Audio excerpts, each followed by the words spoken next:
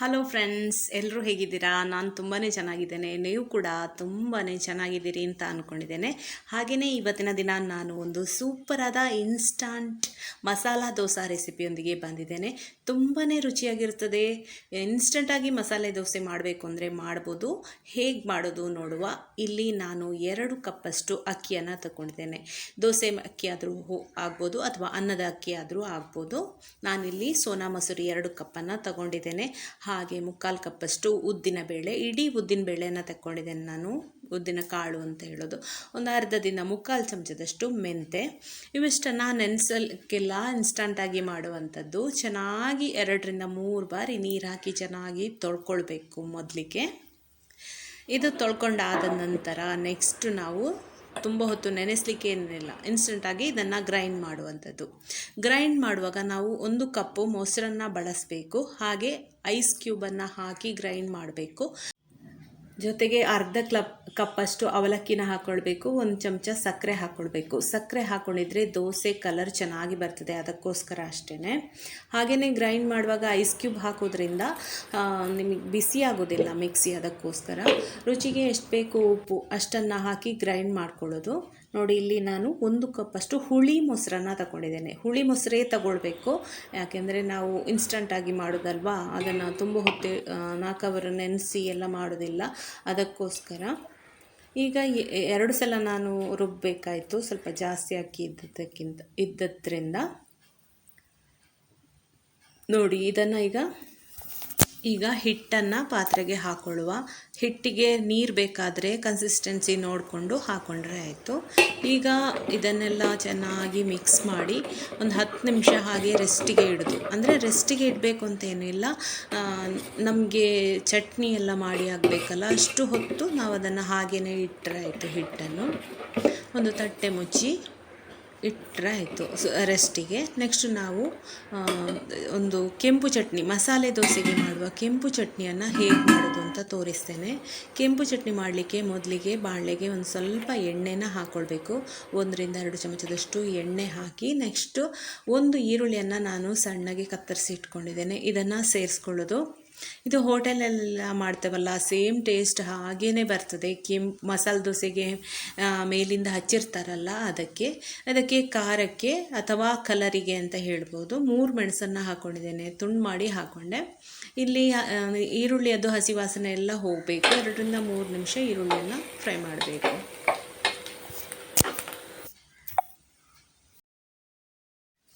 ಈರುಳ್ಳಿ ಫ್ರೈ ಆದಮೇಲೆ ಇಲ್ಲಿ ನೋಡಿ, ಮಿಕ್ಸಿ ಜಾರಿಗೆ ನಾನೊಂದು ಸಣ್ಣ ತುಂಡು ಶುಂಠಿಯನ್ನು ತಗೊಂಡಿದ್ದೇನೆ. ಒಂದು 4 ಬೆಳ್ಳುಳ್ಳಿ ಎಸಳನ್ನು ತಗೊಂಡಿದ್ದೇನೆ. ಬೆಳ್ಳುಳ್ಳಿ ಇಷ್ಟ ಇಲ್ಲದಿದ್ದರೆ ಹಾಗೆ ಸ್ಕಿಪ್ ಮಾಡ್ಬೋದು. ಶುಂಠಿ ಮಾತ್ರ ಹಾಕಿ ಫ್ರೈ ಮಾಡಿದ ಈರುಳ್ಳಿ ಏನಿದೆ, ಮೆಣಸು ಏನಿದೆ, ಅದನ್ನು ಮಿಕ್ಸಿ ಜಾರಿಗೆ ಹಾಕ್ಕೊಳ್ಳೋದು. ರುಚಿಗೆ ಎಷ್ಟು ಬೇಕು ಅಷ್ಟು ಉಪ್ಪನ್ನು ಹಾಕ್ಕೊಳ್ಳೋದು, ಸ್ವಲ್ಪನೇ ಸಾಕು. ಯಾಕೆಂದರೆ 1 ಈರುಳ್ಳಿ ಇರೋದು ಮತ್ತು ತೆಂಗಿನಕಾಯಿ ಏನಿಲ್ಲಲ್ಲ, ಅದಕ್ಕೋಸ್ಕರ. ಆಮೇಲೆ ನೆಕ್ಸ್ಟ್ ಬಾಣಲೆಗೆ ನಾನು ಮಸಾಲೆ ದೋಸೆಗೆ ಬಟಾಟೆ ಬಾಜಿನ ಮಾಡ್ಕೊಳ್ತಿದ್ದೇನೆ. ಇದು ಆಲ್ರೆಡಿ ನಿಮಗೆಲ್ಲ ಗೊತ್ತಿದ್ದ ರೆಸಿಪಿನೇ, ಆದರೆ ನಾನು ಒಂದು ಸತಿ ತೋರಿಸ್ಬಿಡ್ತೇನೆ ನಾನು ಹೇಗೆ ಮಾಡೋದು ಅಂಥೇಳಿ. ಇಲ್ಲಿ ನಾನು ಬಾಜಿ ಮಾಡಲಿಕ್ಕೆ ಯಾವಾಗಲೂ ತುಪ್ಪವನ್ನು ಬಳಸ್ತೇನೆ. ತುಪ್ಪದಲ್ಲಿ ಬಾಜಿ ಮಾಡಿದರೆ ತುಂಬಾ ಟೇಸ್ಟ್ ಆಗುತ್ತೆ, ಅದಕ್ಕೋಸ್ಕರ. ಹಾಗೆ 1 ಚಮಚ ಜೀರಿಗೆ, ಉದ್ದಿನಬೇಳೆ, ಸ್ವಲ್ಪ ಜೀರಿಗೆ, ಹಾಗೆ ಒಣಮೆಣಸು, 1-2 ಹಸಿಮೆಣಸನ್ನು ಹಾಕಿ ಚೆನ್ನಾಗಿ ಫ್ರೈ ಮಾಡ್ಕೊಳ್ಬೇಕು. ಜೊತೆಗೆ ಸ್ವಲ್ಪ ಕರಿಬೇವು ಇಷ್ಟು ಹಾಕಿ ಫ್ರೈ ಮಾಡಿ 1 ಈರುಳ್ಳಿನ ಸ್ವಲ್ಪ ಉದ್ದಕ್ಕೆ ಹೆಚ್ಚಿಕೊಂಡು ಹಾಕ್ಕೊಳ್ಬೇಕು. ಬಟಾಟೆ ಬಾಜಿ ಮಾಡುವಾಗ ಮಸಾಲೆ ದೋಸೆಗೆ ಈರುಳ್ಳಿ ಸ್ವಲ್ಪ ಉದ್ದ ಇದ್ದರೆ ಚೆನ್ನಾಗಿರ್ತದೆ. ತುಂಬ ಸಣ್ಣಕ್ಕೆ ಕತ್ತರಿಸ್ಕೊಳ್ಳೋದು ಬೇಡ, ಈ ಥರ ಉದ್ದ ಇರಲಿ. ಇದನ್ನು 1-2 ನಿಮಿಷ ಫ್ರೈ ಮಾಡ್ಕೊಳ್ಬೇಕು. ಹಾಗೆ ಈರುಳ್ಳಿ ಬೇಯಲಿಕ್ಕೆ ಚಕ್ಕೆಯಷ್ಟು ಉಪ್ಪು ಹಾಕಿದರೆ ಒಳ್ಳೆಯದು, ಬೇಗ ಈರುಳ್ಳಿ ಬೇಯ್ತದೆ. ಹಾಗೆ ಅರಸಿನ ಹುಡಿ ಹಾಕಿ ಈರುಳ್ಳಿಯನ್ನು ಬೇಯಿಸ್ಕೊಳ್ಳೋದು. ಒಂದು 3 ನಿಮಿಷ ಬೇಕಾಗ್ತದೆ. ಈ ಮಸಾಲೆ ದೋಸೆ ಸೂಪರಾಗಿರ್ತದೆ ಮಾತ್ರ, ಟೇಸ್ಟ್. ಫ್ರೆಂಡ್ಸ್, ನೀವು ಕೂಡ ಮಾಡಿ ನಿಮ್ಮ ಮನೆಯಲ್ಲಿ. ಹಾಗೆ ಹೇಗೆ ಬಂತು ಅನ್ನೋದನ್ನು ಕಮೆಂಟಲ್ಲಿ ತಿಳಿಸೋದನ್ನು ಮರಿಬೇಡಿ. ಫಸ್ಟ್ ಟೈಮ್ ನೀವು ನನ್ನ ಚಾನಲನ್ನು ನೋಡೋದಂದರೆ ಖಂಡಿತ ಸಬ್ಸ್ಕ್ರೈಬ್ ಮಾಡ್ಕೊಳ್ಳಿ. ಬೇರೆ ರುಚಿಯಾದ ರೆಸಿಪಿನ ಮಿಸ್ ಮಾಡ್ಕೊಳ್ತೀರಿ ಇಲ್ಲ ಅಂದರೆ. ಹಾಗೆ ನಾನಿಲ್ಲಿ ಬಟಾಟೆನ ಹಾಕ್ಕೊಂಡೆ, ಹಾಗೆ ಸ್ವಲ್ಪ ತುಪ್ಪನ ಹಾಕಿ ಫ್ರೈ ಮಾಡಿಕೊಂಡೆ.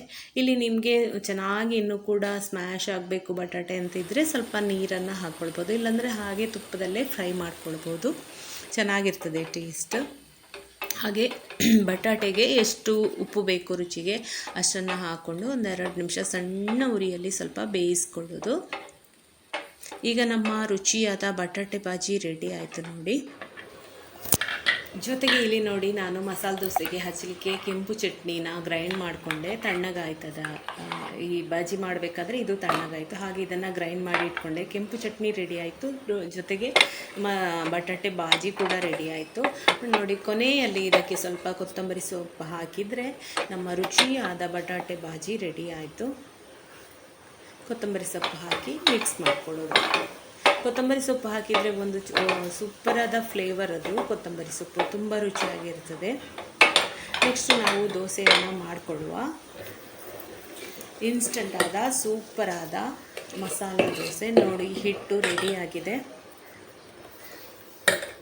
ಸ್ವಲ್ಪ ಗಟ್ಟಿ ಇದೆ ಅಂತಾದರೆ ನೀರನ್ನು ಸೇರಿಸ್ಕೊಂಡು ಕನ್ಸಿಸ್ಟೆನ್ಸಿನ ಸರಿ ಮಾಡಿಕೊಳ್ಳುವ. ನಾನಿಲ್ಲೊಂದು 1/4 ಗ್ಲಾಸಷ್ಟು ನೀರನ್ನು ಹಾಕ್ಕೊಂಡಿದ್ದೇನೆ. ಹಿಟ್ಟನ್ನು ಚೆನ್ನಾಗಿ ಕಲಸಿಕೊಳ್ಳೋದು. ಉಪ್ಪು ಎಲ್ಲ ಕೂಡ ಗ್ರೈಂಡ್ ಮಾಡುವಾಗ ಹಾಕ್ಕೊಂಡಾಗಿದೆ. ಇನ್ನೀಗ ದೋಸೆ ಕಾವಲಿ ಇಟ್ಟಿದ್ದೇನೆ, ಬಿಸಿ ಆಗಿದೆ. ದೋಸೆ ಹೊಯ್ಯುವ. ಇದಕ್ಕೆ 1-1.5 ಸೌಟಷ್ಟು ಹಿಟ್ಟನ್ನು ತಗೊಂಡು ತೆಳ್ಳಗೆ ಮಸಾಲೆ ದೋಸೆನ ಹೊಯ್ಬೇಕು. ಎಷ್ಟು ತೆಳ್ಳಗೆ ಆಗ್ತದೆ ಅಷ್ಟು ತೆಳ್ಳಗೆ ಮಾಡಿದರೆ ಒಳ್ಳೆಯದು. ಉರಿ ತುಂಬ ಹೈ ಇಟ್ಕೊಳ್ಬೇಡಿ, ಮೀಡಿಯಮ್ ಉರಿಯಲ್ಲಿ ದೋಸೆ ಬೇಯ್ತಾ ಇರಲಿ, ಚೆನ್ನಾಗಿರ್ತದೆ. ತುಂಬ ಹೈ ಮಾಡಿದರೆ ಮಿಡ್ಲಲ್ಲಿ ಕಪ್ಪಾಗಿ ಹೋಗ್ಬೋದು ದೋಸೆ. ಅದಕ್ಕೋಸ್ಕರ ಇದಕ್ಕೆ ಮಸಾಲೆ ದೋಸೆ ಮಾಡೋದು ಅಂತ ಹೇಳಿದರೆ ತುಪ್ಪ ಅಥವಾ ಎಣ್ಣೆ ಹಾಕಲೇಬೇಕು. ಅದೇ ಅದಕ್ಕೆ ರುಚಿ, ಮೇಯ್ನ್ ರುಚಿ ಕೊಡುವಂಥದ್ದೇ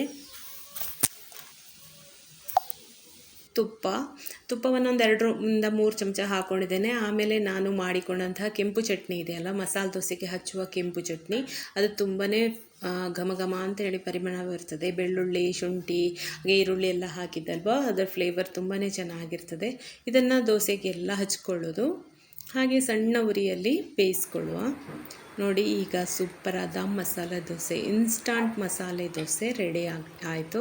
ಇದಕ್ಕೆ ನಾವು ಮಾಡಿಕೊಂಡಂತಹ ಬಟಾಟೆ ಬಾಜಿ ಇದನ್ನು ಹಾಕಿದರೆ ಹೋಟೆಲಲ್ಲಿ ಸಿಗುವಂತಹ ಸೂಪರಾದ ಇನ್ಸ್ಟಂಟ್ ಮಸಾಲೆ ದೋಸೆ. ನೆನೆಸಲಿಕ್ಕೆ ಇಲ್ಲ, ಅಕ್ಕಿಯನ್ನು ಕೂಡಲೇ ಇನ್ಸ್ಟಂಟಾಗಿ ಮಾಡ್ಕೊಳ್ಬೋದು. ತುಂಬಾ ಚೆನ್ನಾಗಿ ಬರ್ತದೆ ಫ್ರೆಂಡ್ಸ್. ನೀವು ಕೂಡ ಇದನ್ನು ಟ್ರೈ ಮಾಡಿ, ಹೇಗೆ ಬಂತು ಅಂತ ಹೇಳಿ ಕಮೆಂಟಲ್ಲಿ ತಿಳಿಸಿ. ದಿಢೀರಾಗಿ ನೀವು ಮಾಡ್ಕೊಳ್ಬೋದು. ಇದನ್ನು ಬೇಕಾದರೆ ಚಟ್ನಿ ಮಾಡ್ಕೊಳ್ಬೋದು, ಬಾಜಿ ಮಾತ್ರ ಸಾಕೊಂಡು ಬಾಜಿ ಮಾತ್ರ ಮಾಡಿಕೊಂಡು ತಿನ್ಬೋದು. ಇದನ್ನು ಈಗ ಒಂದು ಪ್ಲೇಟ್ಗೆ ಸರ್ವ್ ಮಾಡ್ಕೊಳ್ತಾ ಇದ್ದೇನೆ. ಇದು ಒಂದು ದೋಸೆ ತಿಂದರೆ ಹೊಟ್ಟೆ ಫುಲ್ ಆಗ್ತದೆ. ಬಾಜಿ ಹಾಗೆ ನಾನೊಂದು ಚಟ್ನಿ ತೆಂಗಿನಕಾಯಿ ಚಟ್ನಿ ಮಾಡಿಕೊಂಡಿದ್ದೆ, ಅದರ ಜೊತೆಗೆ ಸರ್ವ್ ಮಾಡಿದೆ ನೋಡಿ. ಹೇಗೆ ಎಷ್ಟು ಸೂಪರಾಗಿ ಬಂದಿದೆ ದೋಸೆ ಅಂಥೇಳಿ. ತುಂಬ ಕ್ರಿಸ್ಪಿಯಾಗಿ ಚೆನ್ನಾಗಿ ಬರ್ತದೆ ದೋಸೆ, ಟೇಸ್ಟಿಯಾಗಿ ಇರ್ತದೆ. ಹುದುಗು ಬರಲಿಕ್ಕೆ ಯಾವುದು ಕೂಡ ಇಲ್ಲ. ಇದರಿಂದ ಆರೋಗ್ಯಕ್ಕೆ ಕೂಡ ಇದು ತುಂಬಾ ಒಳ್ಳೆಯದು. ಫ್ರೆಂಡ್ಸ್, ನಿಮಗೆ ಈ ವಿಡಿಯೋ ಇಷ್ಟ ಆದರೆ ಖಂಡಿತ ಲೈಕ್ ಮಾಡಿ, ಹಾಗೆಯೇ ಶೇರ್ ಮಾಡಿ. ಈ ಚಾನಲನ್ನು ನೀವು ಫಸ್ಟ್ ಟೈಮ್ ನೋಡೋದು ಅಂತಾದರೆ ಖಂಡಿತ ಸಬ್ಸ್ಕ್ರೈಬ್ ಆಗೋದನ್ನು ಮರಿಬೇಡಿ. ಹೀಗೇ ರುಚಿಯಾದ ರೆಸಿಪಿಯೊಂದಿಗೆ ನಾನು ಮತ್ತೆ ಬರ್ತೇನೆ. ಅಲ್ಲಿಯವರೆಗೆ ನಮಸ್ಕಾರ, ಬಾಯ್ ಬಾಯ್, ಟೇಕ್ ಕೇರ್, ಥ್ಯಾಂಕ್ ಯು.